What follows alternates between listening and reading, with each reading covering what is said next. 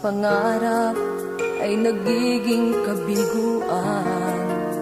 Walang malapitan at walang mapuntahan. Di ko na kayang lumabang nag-iisa at damdamin tuluyang nanghihina.